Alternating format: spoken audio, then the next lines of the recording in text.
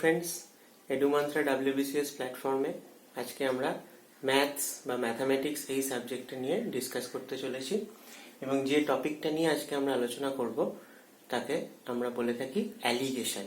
Allegation এই নামটার সাথে তোমরা সবাই পরিচিত। ছোট থেকে তোমরা অঙ্ক বইতে দেখেছো যে অ্যালিগেশন এই ওয়ার্ডটা একটা চ্যাপ্টারের সাথে যুক্ত থাকে। তো এই অ্যালিগেশন নিয়ে আজকে আমরা আলোচনা করব। তো অ্যালিগেশন জিনিসটা কি এটা আমাদের জানাটা খুব জরুরি। তা না হলে পরীক্ষায় এমন অনেক অঙ্ক আসে যেগুলো অ্যালিগেশন দিয়ে হয়, কিন্তু আমরা পরীক্ষা হলে বসে সেটা বুঝতে পারি না। তো পরে এসে আমরা বুঝতে পারি যে আচ্ছা, এই অঙ্কটা তো অ্যালিগেশন দিয়ে করা যেত। তো অ্যালিগেশন জিনিসটা নিয়ে অনেকে যেমন ভয়ও পায়, আর অনেকে শুধুই বোঝে যে এরকম ক্রস দিয়ে কিছু একটা করতে হয়, যেটাকে অ্যালিগেশন বলা হয়। তো আজকে আমরা ডিটেলে ডিসকাস করব যে অ্যালিগেশন জিনিসটা কি। তো আজকে আমাদের তিনটে বিষয় আলোচনার। প্রথম হচ্ছে এই যে অ্যালিগেশন যে জিনিসটা, এটা আমরা কোথায় কোথায় অ্যাপ্লাই করতে পারি, অর্থাৎ কিরকম ধরনের অঙ্কে এটা অ্যাপ্লিকেবল, এটা হলো প্রথম বিষয়। দ্বিতীয় বিষয় হচ্ছে অ্যালিগেশন মেথডটা কিভাবে করে এবং মেথডটা করার সময় কোন কোন বিষয়গুলো আমাদের অবশ্যই খেয়াল রাখতে হবে।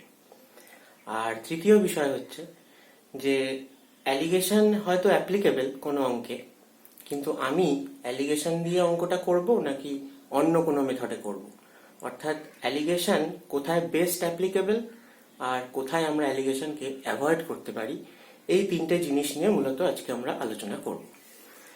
তো শুরু করার আগে আরো দুটো কথা তোমাদের সাথে বলি যে এই অ্যালিগেশন নামটা আমরা কোথায় দেখে থাকি না। সবসময় যে কোনো অঙ্ক বইতেই যদি তোমরা দেখো যে মিক্সচার অ্যান্ড অ্যালিগেশন নামের একটা চ্যাপ্টার থাকে, তো এর থেকে একটা ধারণা হয় যে শুধুমাত্র মিক্সচারের অঙ্কই বোধহয় অ্যালিগেশন দিয়ে করা যায়।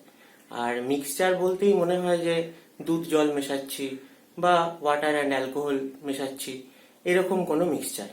তো এই ধারণাটা আমি একটুখানি তোমাদের বদলে দিই যে মিক্সচার বলতে কি বোঝায় আর অ্যালিগেশন কোথায় অ্যাপ্লিকেবল সে বিষয়ে তো পরে আসছি আমরা। মিক্সচার বলতে আমরা ম্যাথামেটিক্সে কিরম ধরনের জিনিস বুঝি না, দুধ জল মেশাচ্ছি বা দুটো টাইপের চা মেশাতে পারি বা চাল দুটো টাইপের আমরা মেশাতে পারি, এগুলো তো আছেই। তার সাথে আমরা বলতে পারি যে একটা ক্লাসের মধ্যে বয়েজ রয়েছে, গার্লস রয়েছে স্টুডেন্ট হিসেবে। তাহলে যতজন বয়েজ রয়েছে আর যতজন গার্লস রয়েছে, এদেরকে নাম্বার অফ বয়েজ আর নাম্বার অফ গার্লস যদি আমরা অ্যাড করি, সাম করি, তাহলে সেটা ইকুয়াল টু হবে যে ওই ক্লাসে টোটাল নাম্বার অফ স্টুডেন্টস কত আছে। তাহলে এই ব্যাপারটা যেখানে যেখানে ঘটবে সেইগুলোকে আমরা মিক্সচার হিসেবে কনসিডার করব। যেমন একটা অফিস, সেই অফিসের মধ্যে কিছু আছে হাই র্যাঙ্কে অফিসার্স আর কিছু আছে নন অফিসার্স, অর্থাৎ তারা আদার স্টাফস। তাহলে আমি যদি বলি যে ওই অফিসে total number of stuffs equal to number of officers plus number of non officers, অর্থাৎ এই যে দুটো ধরনের জিনিসকে একসাথে মিক্স করলে ফাইনাল কোয়ান্টিটি তৈরি হচ্ছে।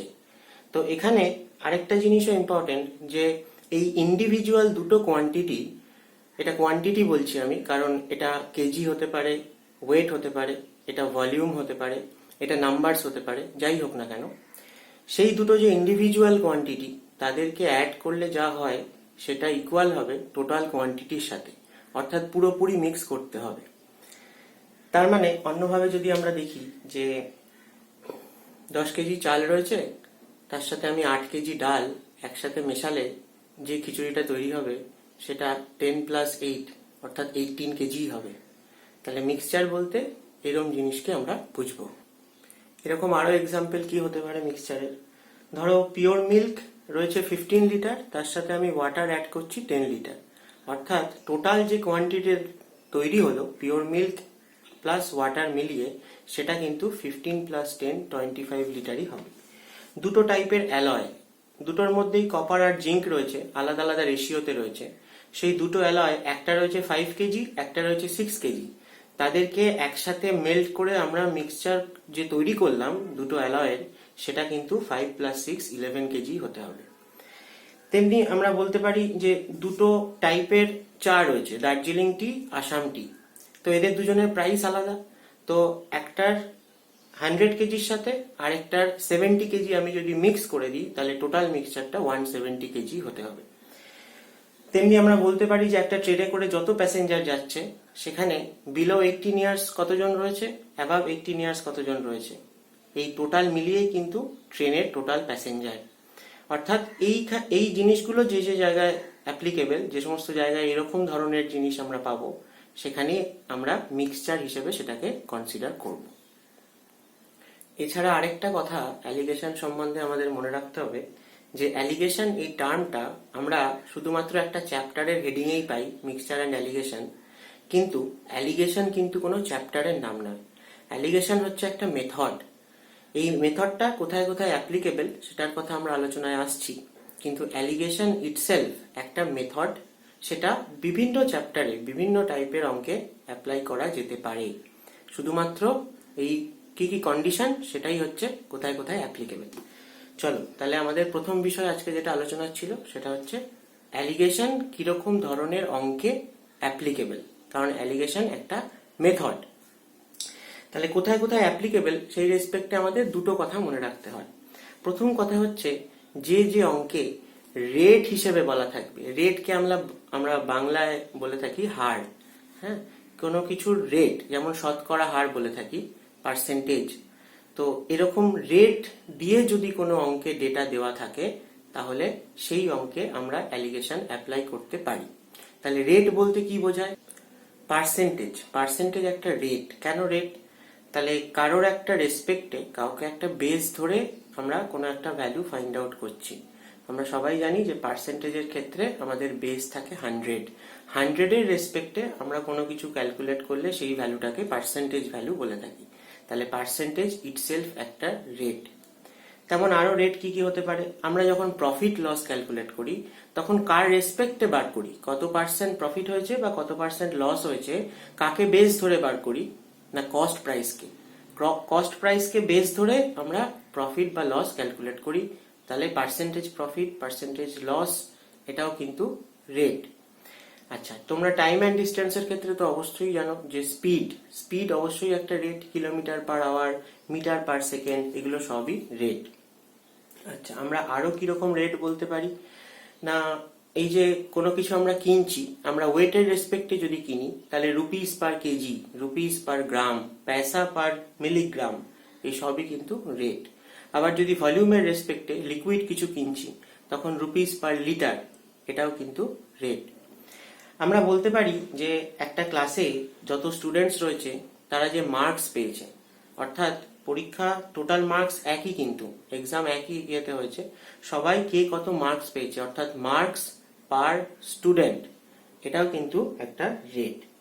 আমরা অ্যাভারেজ চ্যাপ্টারে, অ্যাভারেজও কিন্তু ইটসেলফ একটা রেট। যদি আমরা ইন্টারেস্টের দিকে দেখি, সিম্পল ইন্টারেস্ট বা কম্পাউন্ড ইন্টারেস্ট যে আমরা ফাইন্ড আউট করি, এই যে ইন্টারেস্ট দেওয়া হয়, কার ওপর বেস করে দেওয়া হয়? না, প্রিন্সিপাল। যে টাকাটা আমি প্রিন্সিপাল জমা রেখেছি, যেটা ইনিশিয়াল আমার অ্যামাউন্ট, তার উপর বেস করে আমরা ইন্টারেস্ট দিই। তাই ইন্টারেস্টও কিন্তু ইটসেলফ একটা রেট। তাহলে রেট বলতে আমরা এই সমস্ত কিছুকে বুঝবো। তাহলে প্রথম কন্ডিশন এটাই ছিল যে যে যে অঙ্কে এরকম রেট দিয়ে প্রবলেমস দেওয়া থাকবে, সেই সমস্ত অঙ্কে অ্যালিগেশন অ্যাপ্লিকেবল, অর্থাৎ অ্যালিগেশন মেথডটা দিয়ে সেই ধরনের অঙ্ক সলভ করা যায়।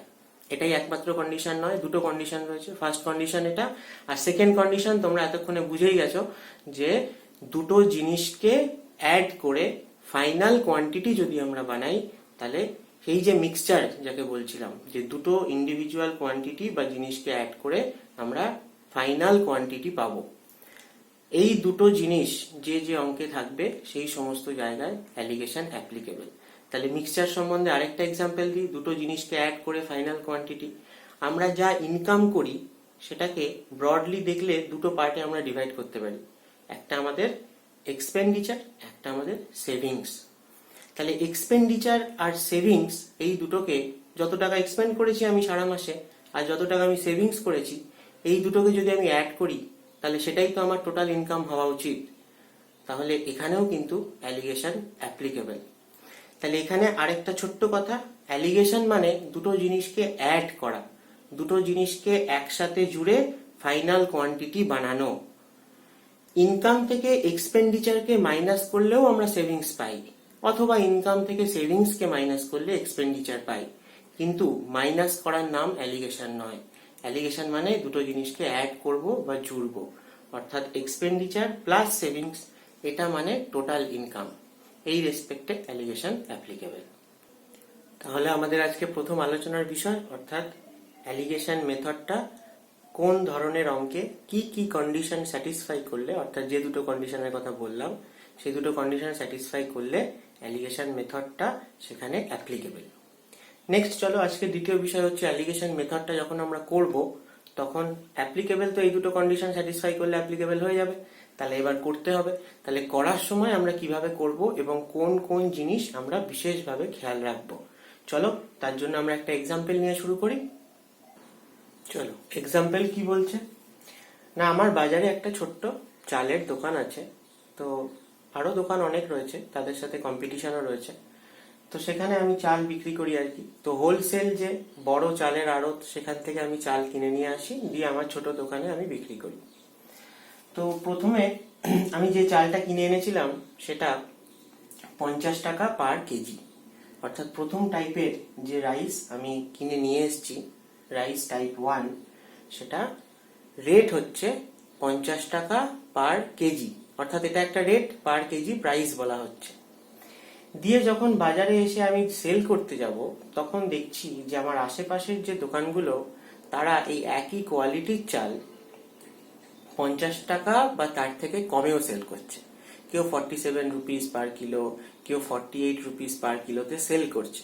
তো আমি তো কিনেছি 50 টাকা কেজি দরে, তার থেকে কম দামে সেল করলে তো আমার লস হয়ে যাবে, 50 টাকায় সেল করলেও কোনো প্রফিট হবে না। তাহলে আমি যদি দাম বাড়িয়ে 52 রুপিস পার কেজিতে সেল করতে চাই, তাহলে কাস্টমার আমার চালটা নেবে কেন? কারণ একই কোয়ালিটির চাল সস্তায় তো অন্য জায়গা থেকে পাওয়া যাচ্ছে। তাহলে এখানে আমি দুটো ওয়ে বার করতে পারি। প্রথম হচ্ছে ওজনে যদি কারচুপি করি, তো সেটা করা আজকের দিনে খুবই সমস্যা আর কি।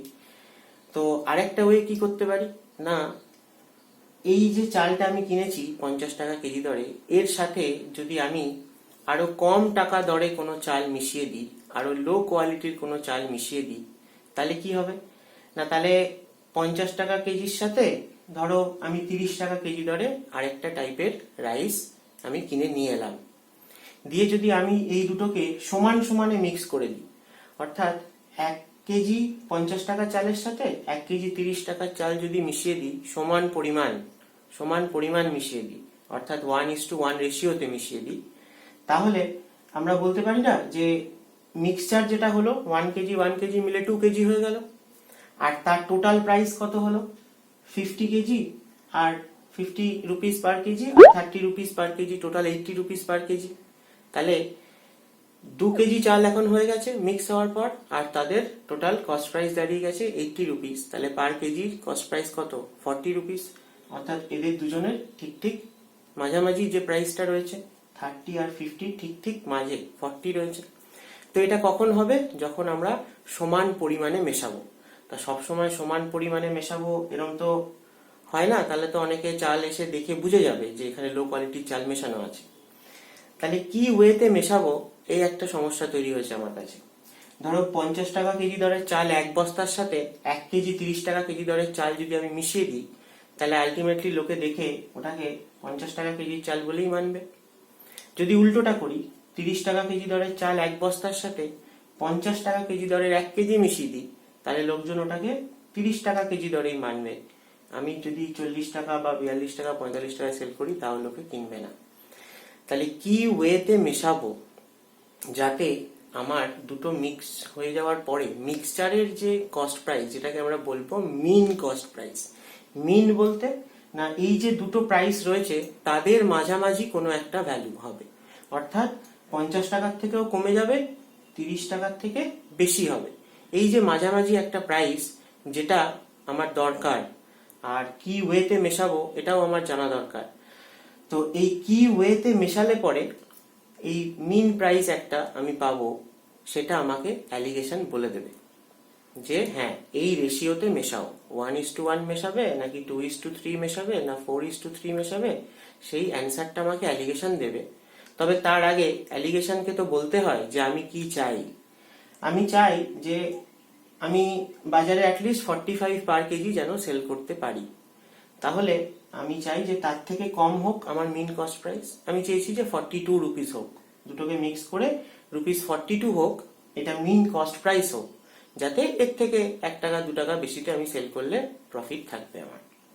তাহলে আমি যদি অ্যালিগেশনকে বলে দিই যে হ্যাঁ আমি চাইছি মিন প্রাইসটা 42 হোক মেশানোর পর মিক্সচারে, তাহলে অ্যালিগেশন আমাকে বলে দেবে যে কি ওয়েতে, অর্থাৎ কোন কোয়ান্টিটিতে আমি মেশাবো, কি অনুপাতে বা কোন রেশিওতে মেশাবো। তাহলে বাকিটা হচ্ছে মেথড। মেথডটা কিরকম না, মেথডটা দেখতে এরকম এক্স এর মতো ক্রস। তো আমরা কি করি না, এই দুটোকে আমরা বলে থাকি ইন্ডিভিজুয়াল ভ্যালু, আর মাঝে যেটা লিখবো সেটাকে আমরা বলে থাকি মিন ভ্যালু। তারপর মেথডটা কিছুই না, যে এই ডায়াগোনালি আমরা ডিফারেন্স বার করি, অর্থাৎ বড়টা থেকে ছোটটা। তাহলে এই বরাবর যদি আমরা দেখি 50 মাইনাস 42 8 হয়, এই বরাবর 30 আর 42 এর মধ্যে 42 বড়, তাই আমরা 42 মাইনাস 30 বলতে পারি 12 হয়, অর্থাৎ এদিকে 12 এদিকে 8। তো এটাই হয় ফাইনাল রেশিও। যেহেতু আমরা জানি যে লোয়েস্ট ফর্মে এক্সপ্রেস করি, তাই আমরা এগুলোকে ক্যান্সেল করতে পারি। ক্যান্সেল করলে পরে আমরা ফাইনালি রেশিও পাই 3:2। তো এইভাবে মেথডটা সলভ করে। কিন্তু এই সলভ করার সময় কোন কোন জিনিসে আমরা বিশেষভাবে খেয়াল রাখবো সেটা খুব ইম্পর্টেন্ট। প্রথম জিনিস হলো যে রেট নিয়ে অঙ্ক নিশ্চয়ই ছিল। তো সেই রেটটা কি, এই যে অ্যালিগেশন দিয়ে সলভ হলো, তাহলে অ্যালিগেশন অ্যাপ্লিকেবল, তার মানে এখানে ওই দুটো কন্ডিশন ভ্যালিড হতে হবে। যে রেট দিয়ে অঙ্ক দেওয়া ছিল, তো এই রেটটা এই অঙ্কে কি রেট সেটা আমাদেরকে আইডেন্টিফাই করতে হবে সবার প্রথমে। তা না হলে আমরা রেশিও বার করার পরেও কিন্তু ফাইনাল অ্যান্সার দিতে পারবো না। তাহলে রেট এখানে কি রেট না, আমাকে বলে দিয়েছিল 50 টাকা কেজি দরে চাল কিনেছিলাম, সেকেন্ড টাইপেরটা 30 টাকা কেজি দরে চাল কিনেছিলাম। তাহলে এইগুলো হচ্ছে রেট। তাহলে রেট বলতে এখানে কি না, price of rice per KG, এই রেট নিয়ে এই অঙ্কটা ছিল যে রুপিস পার কেজি। তাহলে এই রেটটা আমাদের আইডেন্টিফাই করতে হবে প্রথমেই। দ্বিতীয় কথা কি না, এই যে রেটটা, এটা এই তিনটে ভ্যালুর জন্য, এই যে দুটো ইন্ডিভিজুয়াল ভ্যালু এবং এই যে মিন ভ্যালু, এই তিনটের জন্যই এই রেটটা সেম থাকতে হবে। অর্থাৎ রুপিস পার কেজি থাকলে তিনটেই রুপিস পার কেজি থাকতে হবে, পয়সা পার গ্রাম থাকলে তিনটেই পয়সা পার গ্রাম থাকতে হবে। এটা সেকেন্ড ইম্পর্টেন্ট জিনিস, যেটা অবশ্যই আমাদের খেয়াল রাখতে হবে। আর শুধু তিনটে রেট সেম থাকবে এটা বললেই শেষ হয় না। এখানে 50 টাকা দরে আমি কিনেছিলাম, অর্থাৎ এটা ছিল আমার কস্ট প্রাইস। 30 রুপিস এটাও ছিল আমার কস্ট প্রাইস। তাহলে এই মিন ভ্যালু যেটা, এটা আমি কত দামে সেল করব সেই প্রাইসটা লিখলে হবে না, মিক্স করার পর মিন কস্ট প্রাইস কোনটা হবে সেটাই লিখতে হবে। অর্থাৎ এটা যদি কস্ট প্রাইস হয়, এটাকেও কস্ট প্রাইস হতে হবে, এটাকেও কস্ট প্রাইসই হতে হবে। এটা সেলিং প্রাইস হয়ে গেলে হবে না। অর্থাৎ তিনটে যদি প্রফিট থাকে তিনটেই প্রফিট হতে হবে, তিনটে যদি লসে বলা থাকে তিনটেই লসে হতে হবে। তো এটা একটা জিনিস। আর 2 নম্বর হচ্ছে তিনটে তো সেম রেটে অবশ্যই থাকবে। 3 নম্বর কথা কি না, এইটা ঠিকঠাক করে দেখে শুনে আগে তো লিখতে হবে, তারপরে তো আর কিছুই না, তারপর তো ডিফারেন্স বার করা এবং যা আসবে সেটাই অ্যান্সার বা সেটাই হচ্ছে রেশিও। এরপরে অঙ্ক আরো একটা দুটো স্টেপ বেশি থাকতে পারে, তাই অ্যান্সার অন্য কিছু হতে পারে। ফাইনাল যে আমরা রেশিওটা পেলাম, আমাদের এটা খুব ভালো করে বুঝতে হবে যে এটা কিসের রেশিও। এই রেশিওটা ঠিক কিসের রেশিও না, যে রেট নিয়ে আমরা কাজ করলাম এতক্ষণ ধরে, যে রেটটা আইডেন্টিফাই করা খুব ইম্পর্টেন্ট, প্রথমেই বলেছিলাম, সেই যে রেট যার রেসপেক্টে রেট, অর্থাৎ রেটের যেটা বেস, এখানে বেস কে, এখানে রেট রুপিস পার কেজি, তাহলে বেসে কে রয়েছে, কেজি রয়েছে। কেজি বলতে কি বোঝায়, কেজি বলতে কোয়ান্টিটি বোঝায়। এখানে ওয়েটে বলা আছে যে কতটা কোয়ান্টিটি। তো এই যে রেশিওটা বেরোয় সেটা যে রেট নিয়ে কাজ করেছি তার যেটা বেস, তার রেশিও বেরিয়েছে। অর্থাৎ আমরা বলতে পারি যে কেজি অর্থাৎ কোয়ান্টিটির রেশিও বেরিয়েছে। কোয়ান্টিটি মানে না, যে যেদিকে বেরিয়েছে সেটা তার দিকে, যে টাইপ 1 যে রাইসটা, সেটা আমরা 3 ইউনিট বা 3 ভাগের সাথে রাইস টু 2 ইউনিট বা 2 ভাগ মিক্সচার করতে পারি, তাহলে পরে আমাদের মিন কস্ট প্রাইস 50 আর 30 এর মাঝামাঝি ₹42 হবে যদি এই রেশিওতে মেশাই। এবার রেশিও মানে নিশ্চয়ই তোমরা জানো যে 3:2 এই অনুপাতে বা এই ভাগে মেশাতে হবে। সেটা 3 কেজির সাথে 2 কেজি মেশালেও হবে, 3 বস্তার সাথে 2 বস্তা মেশালেও হবে, 12 কেজির সাথে এই 8 কেজি মেশালেও হবে, আবার 30 বস্তার সাথে 20 বস্তা মেশালেও হবে। যাই করি না কেন এই রেশিওতে যদি আমরা মিক্স করি 3:2, তাহলে মিন কস্ট প্রাইস কমে ₹42 হয়ে যাবে। আর অ্যালিগেশন মেথডে এই মিন ভ্যালুটা যে টাইপের রেট দিয়েই অঙ্ক থাক না কেন, অ্যালিগেশন মেথডে এই মিন ভ্যালু সবসময় বাকি দুটো যে ইন্ডিভিজুয়াল ভ্যালু তাদের মাঝামাঝি কোথাও একটা লাই করবে। 30 থেকে ছোটও হবে না, 50 থেকে বড়ও হবে না। সব সময় যে রেট দিয়ে অঙ্ক থাক, অ্যালিগেশনে এই মিন যেটা ভ্যালু সেই ভ্যালু বাকি দুটো ইন্ডিভিজুয়াল ভ্যালুর মাঝে কোথাও একটা লাই করবে। এই রেশিও বেরিয়ে যাওয়ার পর তোমাদের অঙ্ক আরেকটা স্টেপ বেশি থাকতে পারে।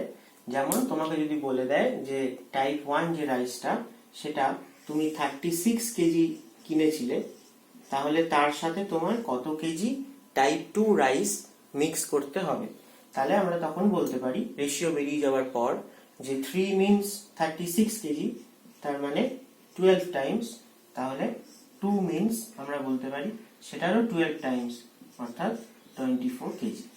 যদি অ্যাকচুয়াল ভ্যালু প্রবলেমের মধ্যে দেওয়া থাকে তাহলে এই স্টেপটা আসবে।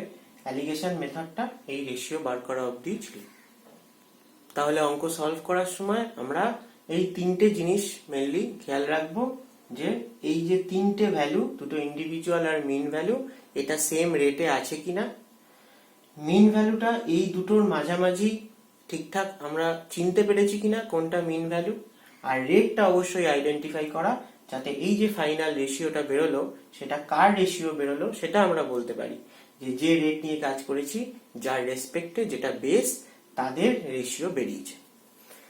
চলো আমাদের থার্ড টপিক আজকে ছিল তৃতীয় বিষয়, যে কোথায় আমরা অ্যালিগেশন করব আর কোথায় করব না। অ্যালিগেশন কোথায় কোথায় অ্যাপ্লিকেবল আমরা জেনে গেছি, কিভাবে করতে হয় সেটাও জেনে গেছি, কিন্তু আমরা কোথায় করব আর কোথায় অ্যাভয়েড করে যাব সেটাও জানা জরুরি।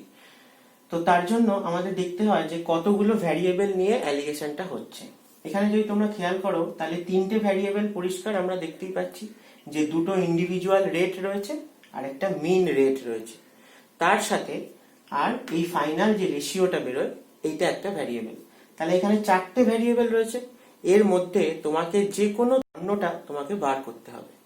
তাহলে তার উপর বেস করে আমরা তিনটে পয়েন্ট বলি যে কোন কোন কেসে অ্যালিগেশন আমরা করব কোথায় করব না।